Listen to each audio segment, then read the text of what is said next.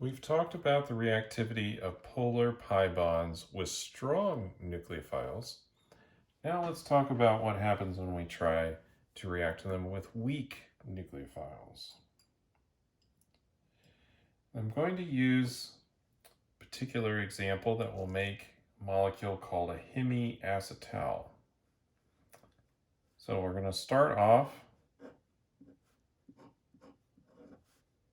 with butanone, and we'll add a weak nucleophile to it, ethanol.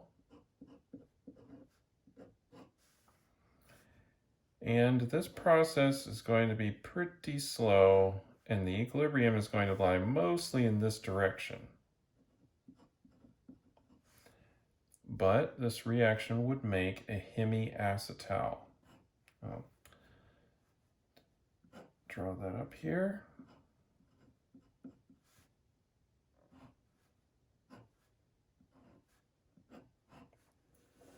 Now, a hemiacetal is a molecule that has an alcohol and an alkoxide bound to the same carbon.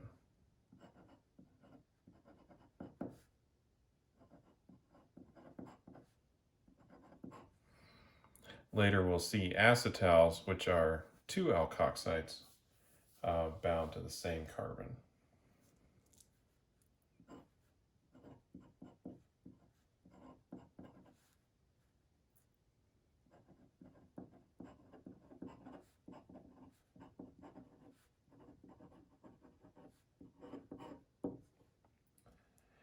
Now, I noted here that this is a slow process, and that's largely because we're dealing with weak nucleophiles. So this doesn't have a concentrated negative charge on it, and so we're going to need to catalyze this. We're going to need to speed this up.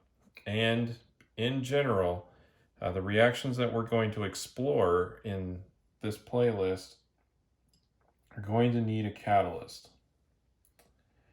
So we actually have options in this case. We can catalyze this with a base, or we can catalyze it with an acid. So I'll draw both mechanisms so you can see the differences here, starting with the base catalyzed.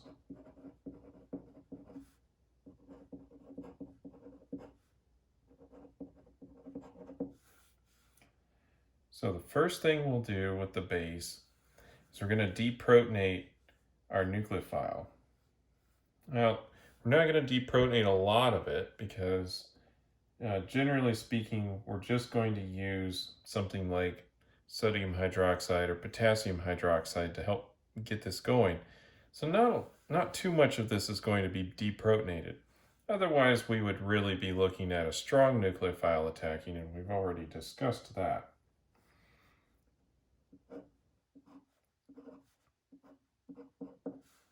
So we'll have our hydroxide here come in and deprotonate this to just form a little bit better nucleophile here. That will help the reaction go.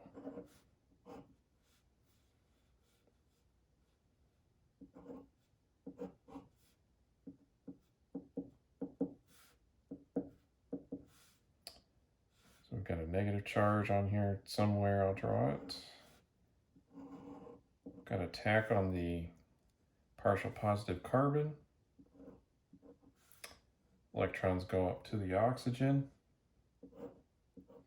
And you'll see here how this much better nucleophile is reacting. Next, we'll come in here and we'll protonate the oxygen up here to form our newly formed alcohol as part of the hemi portion of the hemiacetal.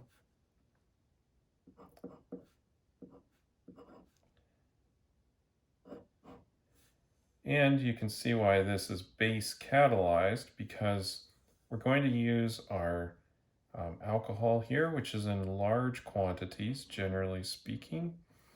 And in fact, one of the best things to do is just to use this as the solvent. That way this process is a little bit more product favored because there's a lot of this around. And then we make our hemiacetal and we regenerate our deprotonated species to continue the reaction.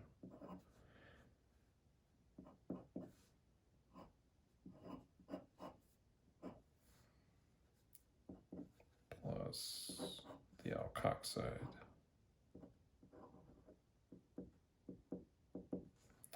So that's the base catalyzed process. And the reason why this is faster is because we've made a little bit stronger nucleophile to attack. Now, with the acid catalyzed, we take a different approach.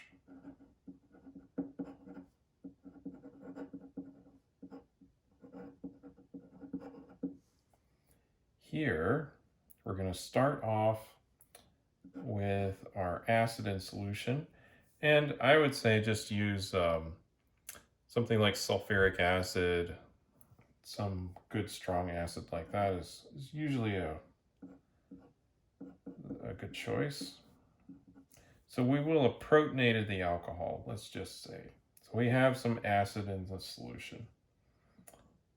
And here's our butanone.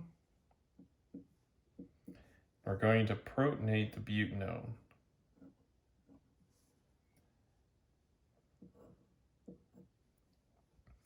This is going to make our substrate more electrophilic, as in it has a larger positive charge on it. And there is a whole positive charge right there, but there's a resonance, and this is just going to make this positive charge right down here by this carbon a lot larger. The oxygen is trying to take more electrons because it's feeling a little bit of a deficiency here. So it'll pull a little bit larger positive charge there. That makes it easier for the weak nucleophile to attack. So we have ethanol, which is our nucleophile, comes in and does an attack. Then that transitions up.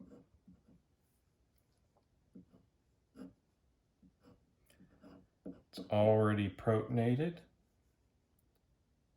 so we're close to being done, but be careful because see, I still have that hydrogen here, so don't forget that hydrogen there. Now we have a plus charge here, we'll have to deprotonate that. So we'll just come in with our ethanol, deprotonate it, and regenerate our starting acid, hence why it's a catalyst.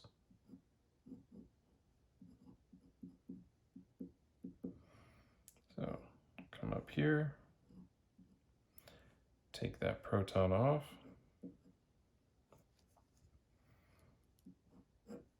and generate our product.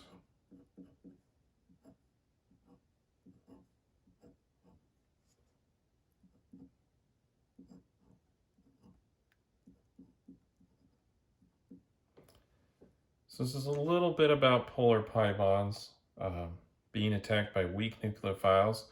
And just keep in mind that yes, we will need either largely a base catalyst or an acid catalyst, depending on what we're doing. In some cases, we could use either, but in other cases, we'll have to use one or the other based on what kind of leaving groups we need to set up later in the reaction.